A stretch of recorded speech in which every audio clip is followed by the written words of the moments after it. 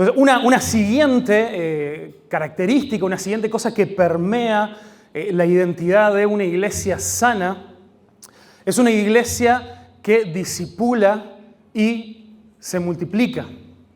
Una iglesia que discipula y se multiplica. Y como vieron, muchas de estas cosas que ya se han presentado tienen su fundamento, tienen su base en ese pasaje que encontramos la misión de la iglesia. Entonces, la primera pregunta que debemos hacer es ¿por qué una iglesia sana discipula?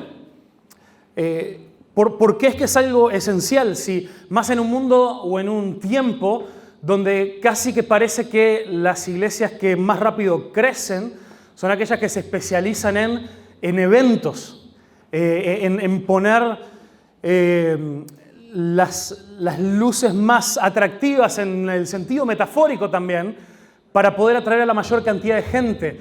¿Y por qué es que seguimos con esta confianza de que una iglesia sana discipula? Y también está enraizado en la misión de la iglesia en Mateo 18, y ya se ha leído varias veces este pasaje, pero notemos ese énfasis de cómo el discipular hace parte central de la misión de la iglesia. El discipular hace parte central de la misión de la iglesia.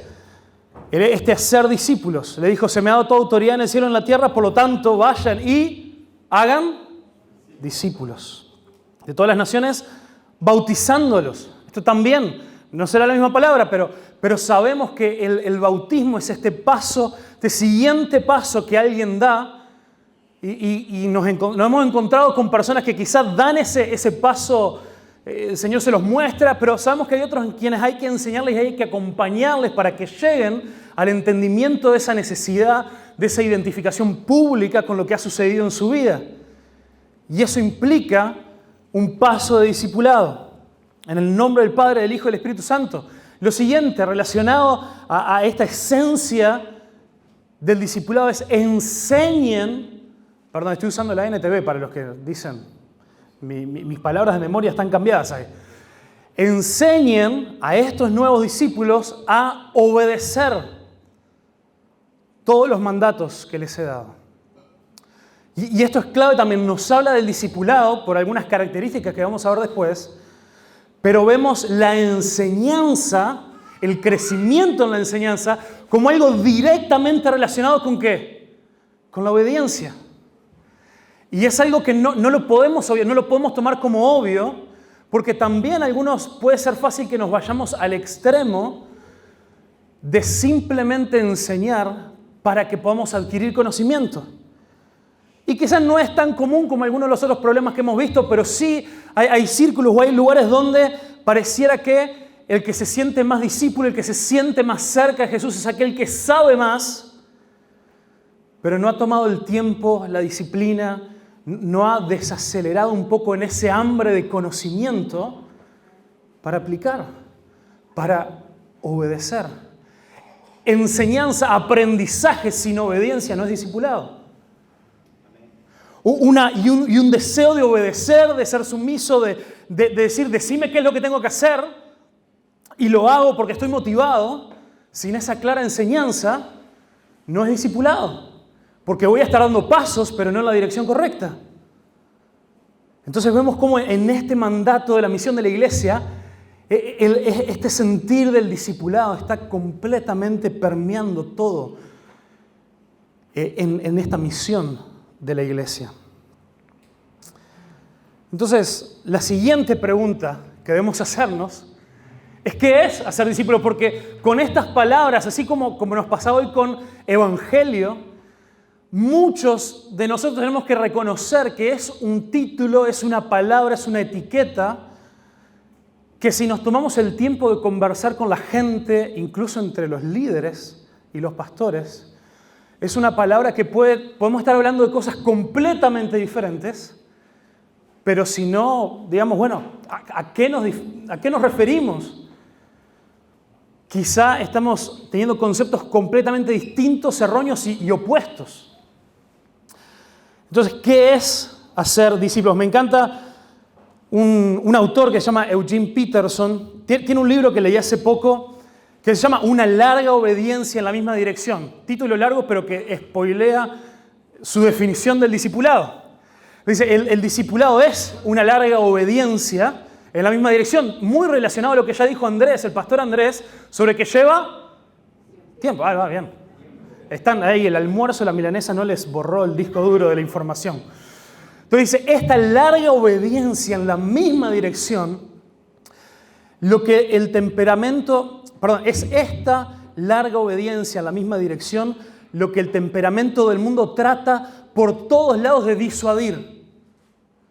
Discípulo, matetes, nos dice que somos personas que nos pasamos la vida como aprendices de nuestro Maestro Jesucristo.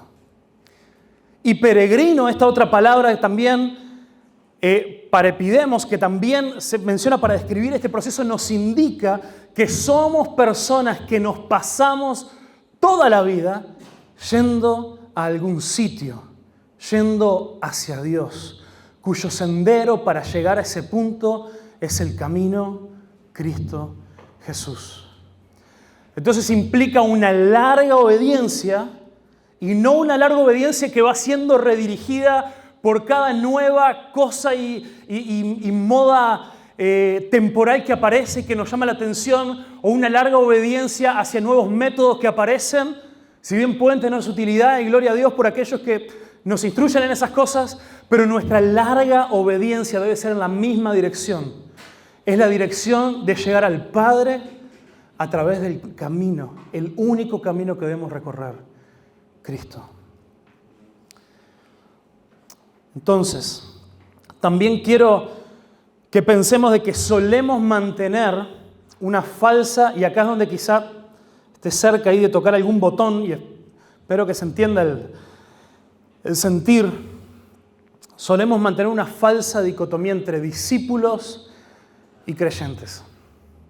Es algo que escuchaba quizás mucho más de chico, de adolescente, pero es algo que cada tanto vuelvo a escuchar eso de que bueno, en la iglesia tenemos aquellos creyentes y tenemos los comprometidos, los discípulos, y queremos intentar de que, bueno, quizá en el tiempo algunos vayan tomando esa iniciativa de pasar de creyentes a discípulos. Pero debemos reconocer que hay un problema con eso. Y es que la palabra de Dios no nos da esas dos categorías. Si vemos a Jesús conversando con personas que querían seguirlo, y esto de seguir es justamente de donde sale el discípulo y también el peregrino. Nos encontramos, por ejemplo, en Lucas, capítulo 9, 57. Dice, mientras caminaba alguien le dijo a Jesús, te seguiré a cualquier lugar que vayas.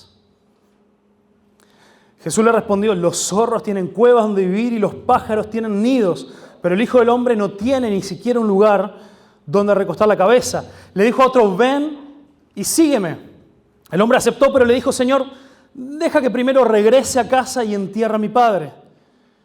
Jesús le dijo, deja que los muertos entierren a sus propios muertos. Tú debes ir y predicar acerca del reino. Otro le dijo, sí, Señor, te seguiré, pero primero deja que despida a mi familia.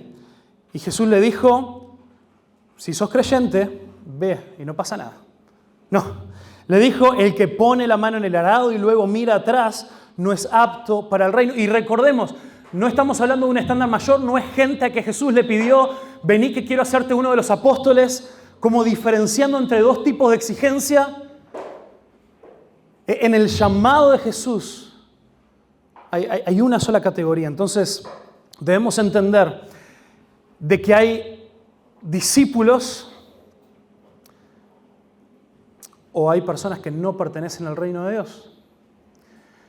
El Señor nos ha llamado a mirar el fruto. Hoy estuvimos hablando cuál es la raíz del fruto, pero luego está ahí para que nosotros podamos ver ese fruto, para entonces saber que hay raíces del Evangelio. Y por supuesto, cuando Jesús se cruzó, fue a llamar a sus primeros discípulos y los llamó en la barca y le dijo, vengan y síganme. Por supuesto que ellos no comprendían absolutamente nada. Al final de la vida de Jesús todavía no habían comprendido muchas cosas. Pero sí dieron esos primeros pasos y comenzaron ese camino, ese largo camino, esa larga obediencia en la misma dirección tras Cristo. Entonces y el otro pasaje que quizá por tiempo no, pero ya lo conocemos, se le suele llamar en Lucas 14, 25 al 33. Casi todos tenemos ahí, ¿no? El costo del discipulado. Y ahí Jesús empieza a decir, bueno, el que no se niegue a sí mismo y venga en pos de mí, tome su cruz, no es digno de ser mi discípulo. Así que quédense en este grupo de los creyentes. No le dijo eso. No, Jesús no tenía esa división. Entonces nosotros también como líderes, como mismos discípulos de Jesús, somos llamados a mostrar esta realidad, esta urgencia de que no existe un limbo en el cual yo puedo detenerme a verlo. Me ponía a pensar, creo que ¿cuántos han visto alguna serie de Netflix? ¿Algunos? ¿Sí? Unos cuantos. ¿Cuántos pagamos por Netflix? ¿Vieron que todos tenemos la contraseña de alguien? ¿No? Todos tenemos la contraseña de alguien. No sabemos si es la misma persona y hay uno solo que paga Netflix en todo el mundo, pero todos tenemos la contraseña de otro. Y a veces pensamos que el ser creyente es algo así. Podemos disfrutar de todos los beneficios de la suscripción del reino de Dios, pero el que paga el costo por eso será otro. Entendiendo la base de la gracia que hablábamos recién, ¿no? Pero ustedes me entienden. Entonces, lo siguiente que vemos también es que debemos valorar el discipulado sobre el conformismo. Ya tenemos a Diego y aquí que le suena esta, le suena por algún lado. Bueno, ellos son de allá de la iglesia en Las Piedras. Hace un tiempo, el primer año que llegamos a la iglesia, desarrollamos una frase de misión y visión y hice una serie de predicaciones sobre eso, pero después fui desafiado también por alguien a pensar valores específicos que son cosas más puntuales, más concretas, que nos puedan llevar a realizar, a poder vivir esta misión y visión. Entonces, desarrollamos 9 valores distintos y este es el segundo. El primero es valoramos la palabra de Dios sobre las opiniones y el segundo que viene es valoramos el discipulado sobre el conformismo y lo repetimos. Hicimos toda una serie sobre eso y ahora todos los domingos algún hermano tiene 1 minuto 30 segundos para decir algo sobre uno de los valores. Y es necesario que hagamos este esfuerzo, es decir, valoramos este discipulado sobre el conformismo, porque el conformismo es eso que nos deja estancados y nos puede hacer pensar de que, bueno, ya llegué. Quizá por algún concepto erróneo que tenemos del Evangelio, podemos decir, bueno, hasta tal punto de madurez, habiendo visto cierto grado de cambio en mi vida, puedo sentirme conforme. Gloria a Dios todo lo que ha hecho en mi vida. Y así es que muchos entran en un estancamiento espiritual que puede durar años porque quizás miran a su alrededor y no se ven tan mal. Me acuerdo hace unos años, alguno ha escuchado de Francis Chan, un pastor asiático, pero no sé si nació toda su vida ahí en Estados Unidos. Y él contaba un día que cada muchos años volvía a Asia a visitar a su familia y le quedaba una abuela allí. Y dice que él llegaba cada varios años y cada vez que llegaba su abuela lo recibía y ella iba a mostrárselo a todas sus amigas. Vengan, miren, vino mi nieto, quiero mostrarles a mi nieto. Y dice que todas las amigas de su abuela lo miraban así y decían, ¡wow, qué grande que es! Lo decían con acento chino, pero vieron que por las dudas no voy a intentar. Qué grande que estos quedan asombrados de lo grande que era. Y Francis se miraba así y decía, yo soy hasta medio bajito en realidad. ¿Será que yo, qué alto que es? ¿O no será qué peticitos que son todo el resto acá? Entonces a veces en la vida cristiana muchas veces nos quedamos en el conformismo por algo muy similar. Comenzamos a mirar al de al lado y decimos, bueno, no estoy tan mal. Hasta quizá, la verdad que en algunas áreas de mi vida soy de ejemplo del resto. Así que puedo empezar a conformarme.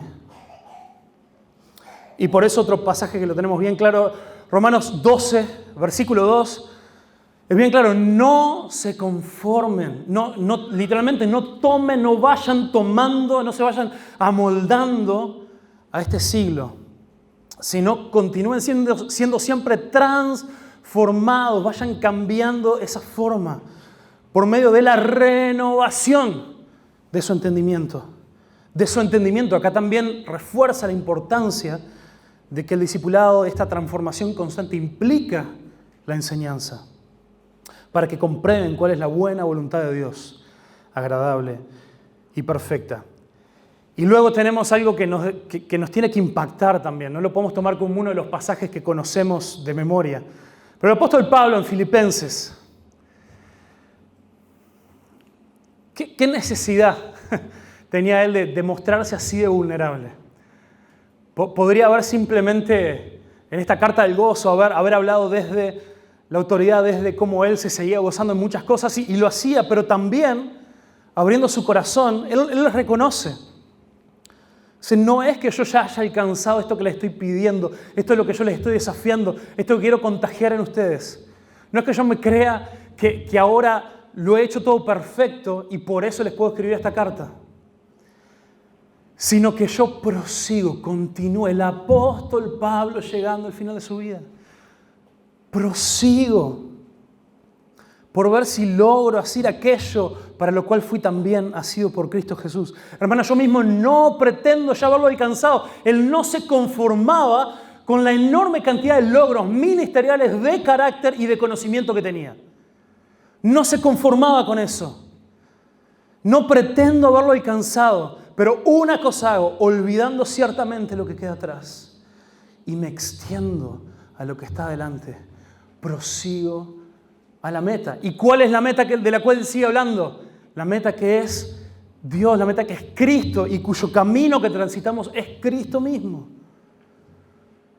Entonces, una iglesia sana, saludable, entiende que el discipulado es un proceso que dura toda la vida y que no nos permite conformarnos. Y siempre debe estar preguntándose, Señor, gracias porque tu gracia me ha hecho llegar hasta acá, pero ¿cuál es el área, cuál es la cosa que vos querés comenzar a trabajar ahora? Seguí cavando profundo, seguí podando, seguí trabajando en mí. Entonces, también el conformismo, lo que dice, ya llegué, acá estoy. Hasta acá voy a dar de mí, pero el discipulado sabe que es un paso a la vez durante toda la vida siguiendo a Cristo. El discipular a alguien implica que la persona entienda que él debe convertirse en discipulador de otros. Si no, se corta ese proceso. Y acá tuvimos una conversación con alguien que la verdad me marcó y fue de esas experiencias, como decía Rubén hoy, que uno dice, wow, el poder del Evangelio. Recuerdo, llegamos a la iglesia que fuimos invitados a ir y revitalizar allá en Las Piedras. Y el mismo fin de semana que comenzó la cuarentena de la pandemia. El mismo. Y por una historia larga ni siquiera habíamos tenido tiempo de conocernos previamente con la iglesia. Entonces, bueno, como todos comenzamos a hacer las cosas online. Y recuerdo que a las 4 semanas llegó Pascua. Y dije, bueno, ahí comencé a preparar el sermón de Pascua y bueno, era una oportunidad increíble para predicar el Evangelio y yo quién sabía que me iba a estar escuchando del otro lado. Y el Señor me dijo, bueno, aunque sea un video, aunque sea una transmisión de YouTube, tenés que invitar a las personas a que tomen esa decisión de seguir a Cristo. Y bueno, en esa grabación, en esa transmisión, hice ese desafío. Bueno, si entendés la muerte y la resurrección de Jesús y lo que eso tiene que ver contigo, respondé a este llamado. Él te está diciendo, seguime y vos comenzá a dar pasos. Y el primer paso hoy, con esta distancia de la pantalla, puse ahí en la pantalla mi número de teléfono y dije, escribime. Me sentí enlace por unos minutos, pero sin maratónica.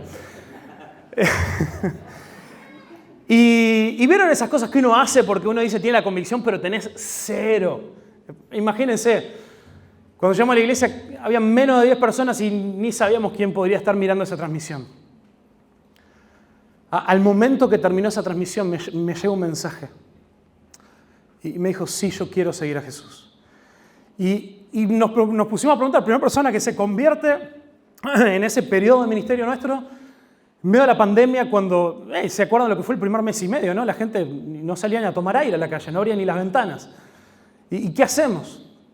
Y mi esposa se le ocurrió, vamos a regalarle el libro de David Platt, Sígueme.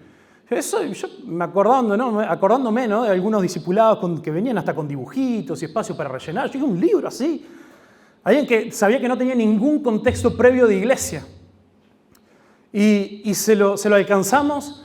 Dijimos, bueno, vos leete un par de capítulos y vamos a encontrarnos por Zoom a ver qué es lo que Dios te ha comenzado a hablar.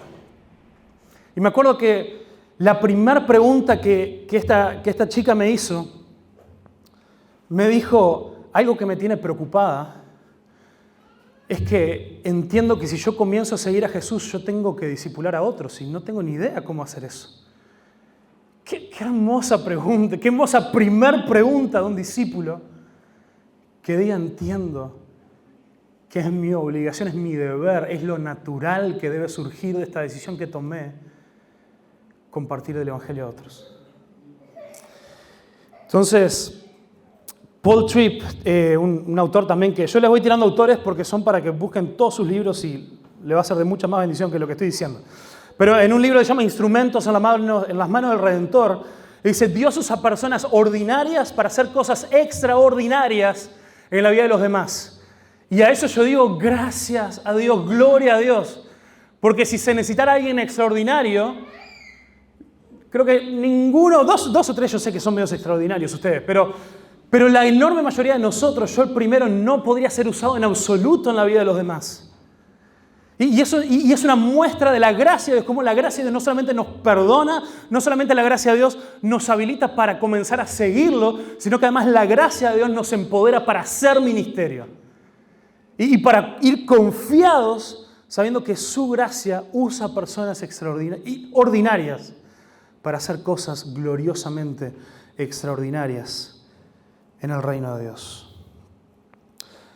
¿A quién?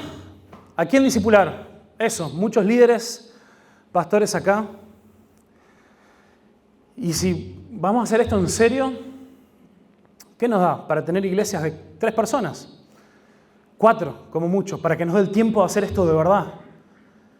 Entonces, por eso la importancia también de que el discípulo lo primero que tiene que aprender es, vamos, vaya, comienza, reproduzca, haga lo mismo, multiplicate.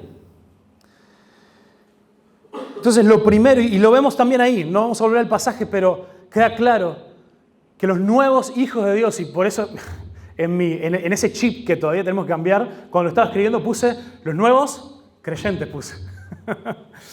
Los nuevos hijos de Dios, los nuevos discípulos, tienen que ser discipulados.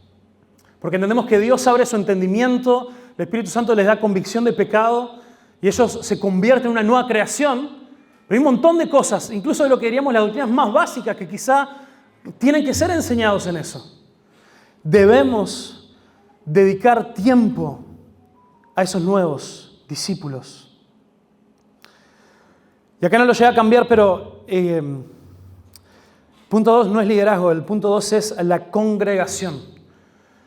Debemos encontrar formas de que la congregación en su totalidad, desde ese nuevo discípulo hasta aquel que tiene muchos más años y experiencia y ministerio que nosotros, pueda encontrar formas en las que diga, el Señor me está llamando a un próximo paso. El Señor me está llamando a una obediencia concreta en esta área de mi vida.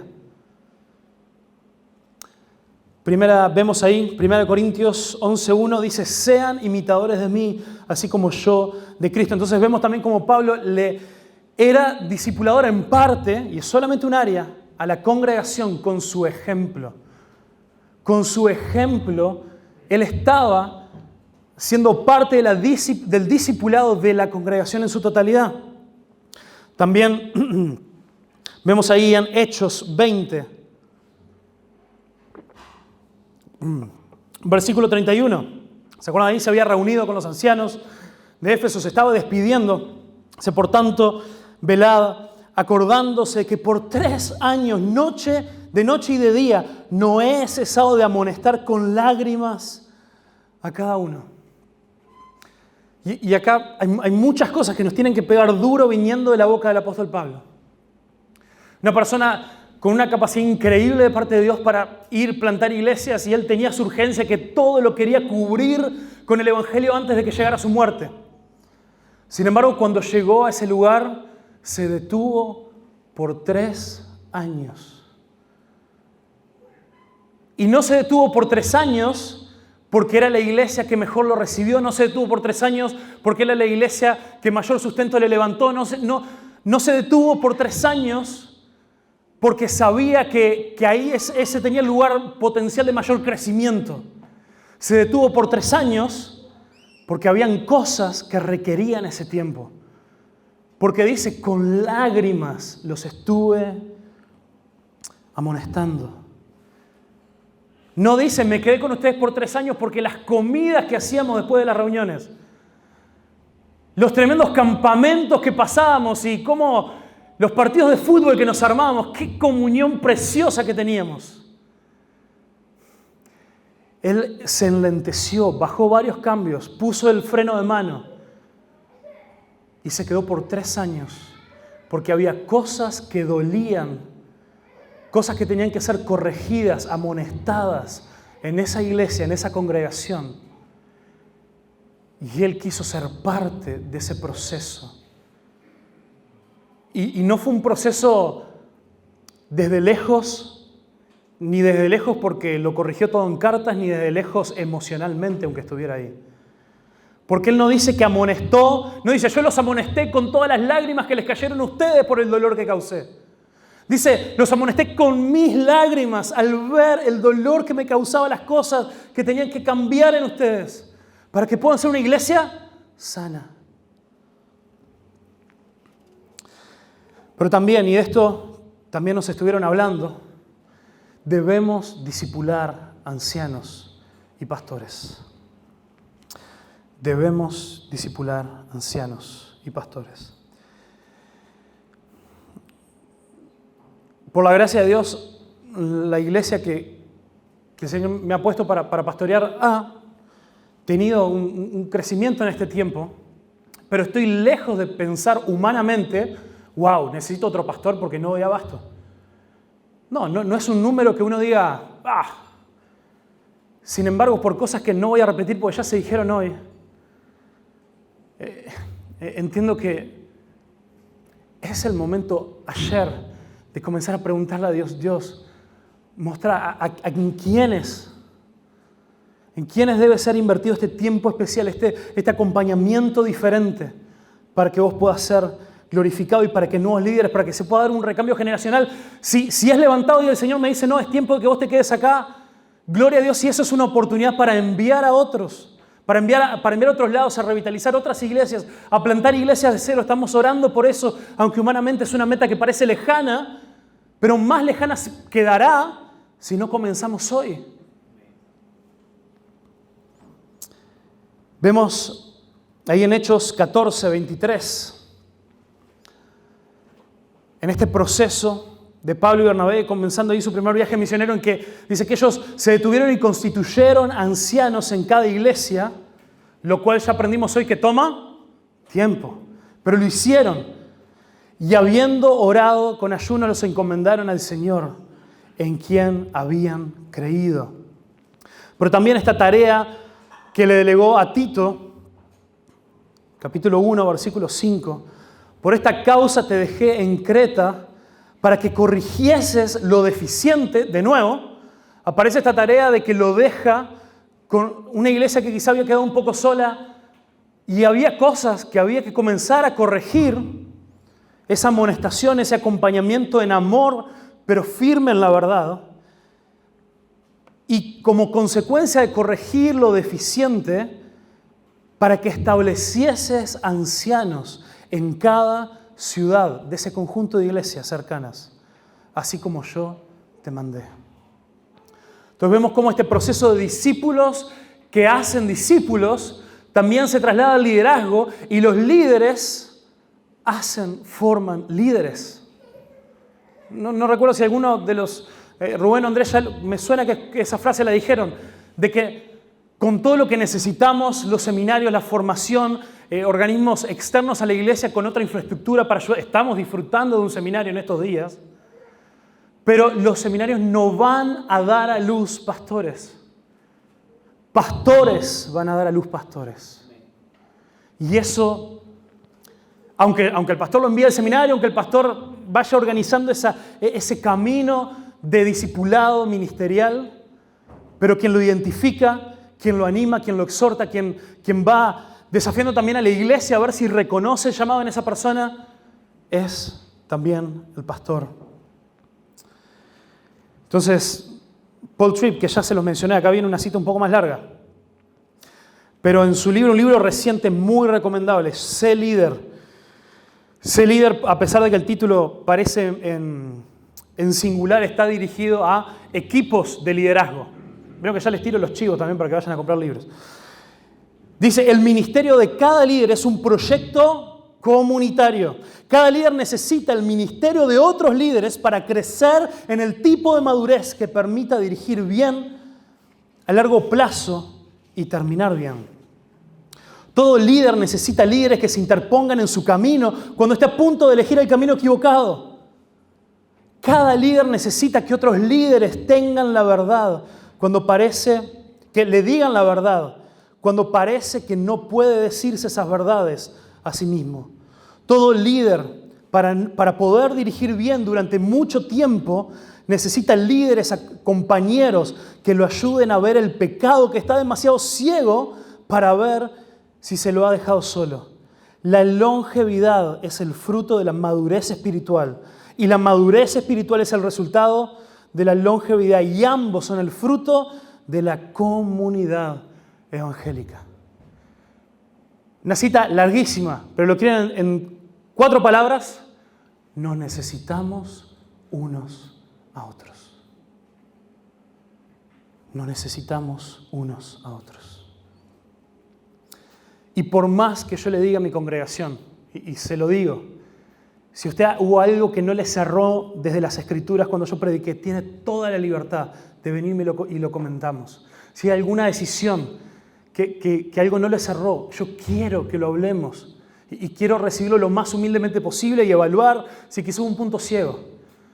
Sería hermoso que eso suceda, pero la realidad es que la mayoría de las personas en nuestra congregación van a sentir una barrera y esa barrera se va derrumbando cuando entrenamos líderes y les damos oficialmente esa autoridad para que lideren con nosotros. Y lo vamos fomentando también desde la estructura de la iglesia y no solamente como un ideal. Entonces, rápido porque ya estoy ahí. ¿Qué no es el discipulado? Si queremos saber qué es el discipulado, tenemos que saber qué no es. Entonces, rápidamente, el discipulado no es solamente un curso.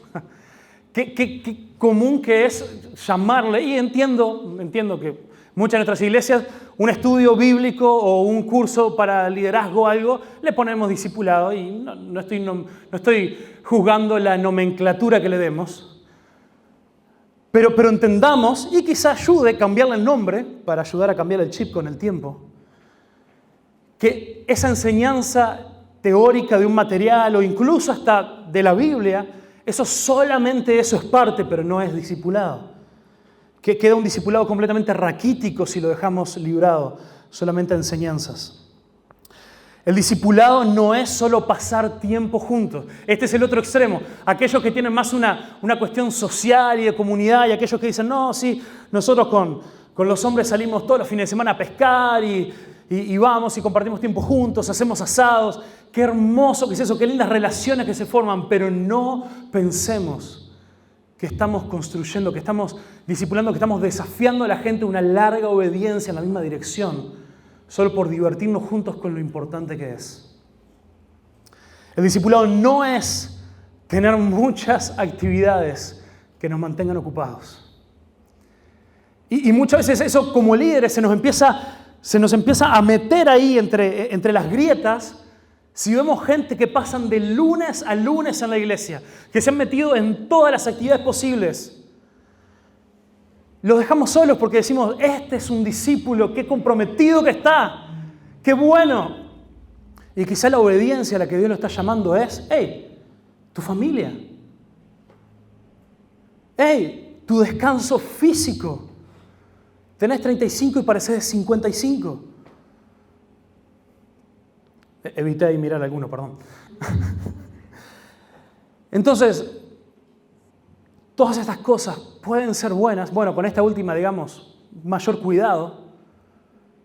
Y una forma de ayudar a que las personas no estén en absolutamente todo, por lindo que nos parezca a nosotros, los pastores, pero una es asegurarnos, che, nuestra iglesia está teniendo opciones para que la gente elija todos los días de la semana o 5 de los 7. Quizás nuestra tarea, serruchar algunas cosas y preguntarnos qué es lo esencial para este tiempo. Entonces ahora sí, ¿qué sí es el discipulado?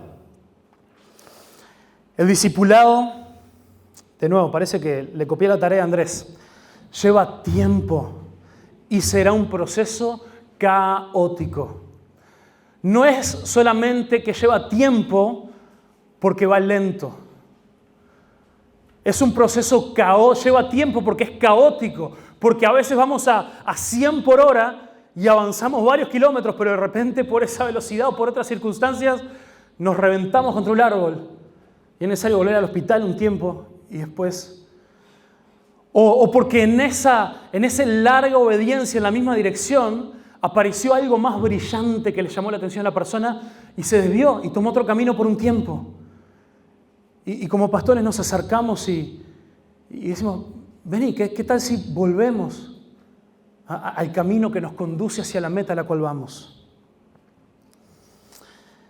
Dice también Eugene Peterson en este mismo libro que les comentaba hoy, existe un enorme mercado por la experiencia religiosa en nuestro mundo. Aún en Uruguay, país más secularizado de América Latina, ¿cuánto ha crecido las opciones de experiencias espirituales? Sin embargo, hay poco entusiasmo por la adquisición paciente de virtud y muy poco interés en inscribirse para el extenso aprendizaje de aquello que las generaciones anteriores de cristianos llamaban santidad.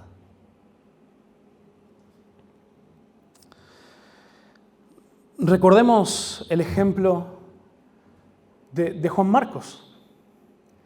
Fue el desgraciado, diríamos acá, que separó el equipo de ensueños ministeriales, Pablo y Bernabé. Causó esa enorme división, esa ¿cómo que dice la Biblia? Una no leve discusión entre ellos. Lucas diciendo, no, o sea, casi se agarraron a las piñas. Y vemos que pasó mucho tiempo hasta que Pablo, habiendo visto las idas y vueltas de Juan Marcos, lo llama y dice, me es útil que venga. Y fue necesario esperar tiempo en un proceso que fue caótico. Entonces también el discipulado sí requiere un entendimiento bíblico de la disciplina eclesiástica. Tema que, justo nos vamos a meter en esto. Pero hermanos, yo estoy seguro, le pregunté, y esto trasciende la denominación, le preguntamos a algún miembro de la iglesia, ¿qué es la disciplina eclesiástica para vos? ¿Cuántos saben que varios contestarían? Y cuando me mando alguna y me dejan sin Santa Cena por 6 meses. Porque muchos crecieron con ese modelo. Y de nuevo, ya no había, y dependía mucho cuál fuera el pecado, qué tan visible fuera, qué tan no. No había ningún tipo de seguimiento, lo que había es penitencia. No podés participar de lo que te hace, de este símbolo hermoso de comunión con el cuerpo de Cristo. ¡Wow! Cuando sienta que podés volver o cuando me acuerde, ahí volvés. Dios quiera, quizá ninguno de ustedes creció con ese modelo, pero fue algo que yo lo viví.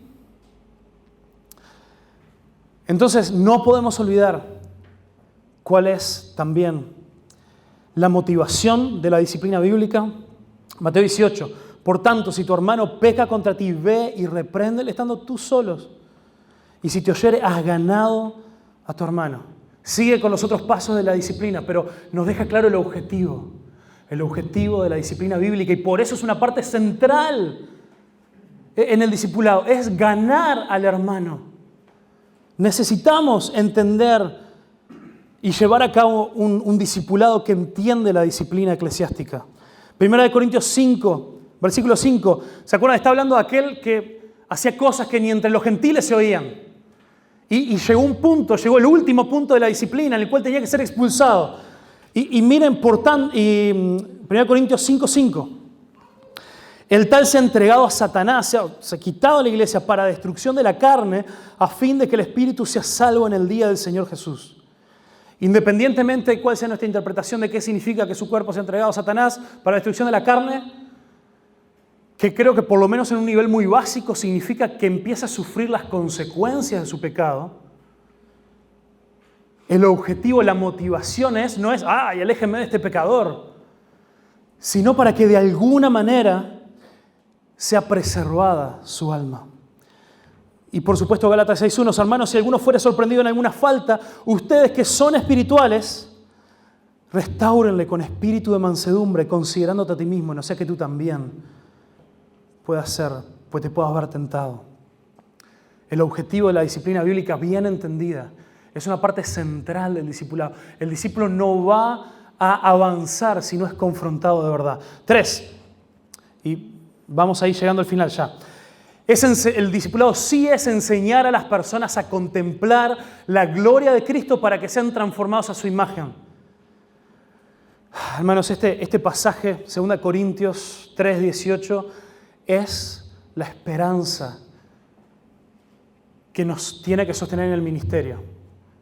Porque yo sé que yo no puedo producir el cambio en nadie. Yo no puedo producir que nadie se llegue a arrepentir. Yo no puedo producir que nadie llegue a ver a Cristo más hermoso. Sin embargo, ¿qué nos dice? Dice, por lo tanto, nosotros todos, mirando a cara descubierta, como un espejo, la gloria del Señor, somos transformados de gloria en gloria a la misma imagen, como por el Espíritu del Señor.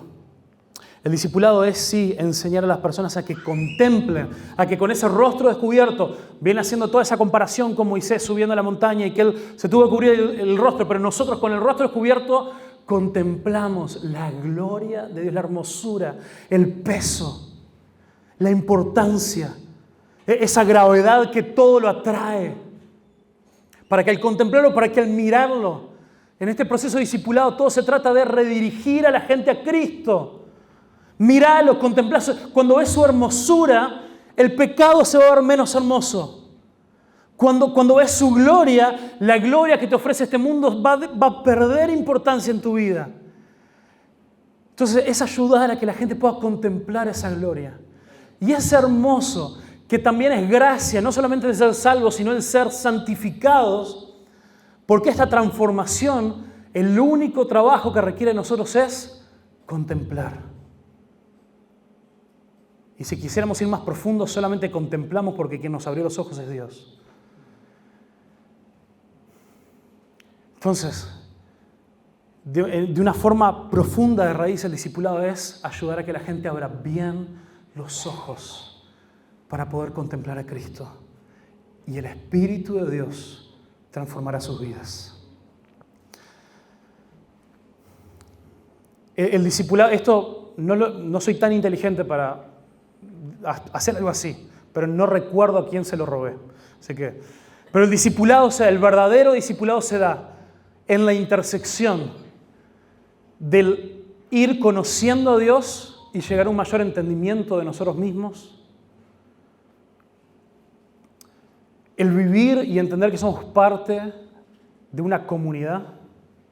Hoy se hablaba de que somos salvos individualmente, pero eso no tiene ninguna desconexión, no puede ser desconectado del único cuerpo de Cristo del cual somos parte, pero también cuando cada discípulo participa en la misión de Dios. Conocimiento de Dios y de mí mismo, participación íntegra en la comunidad de la iglesia y una participación en la misión.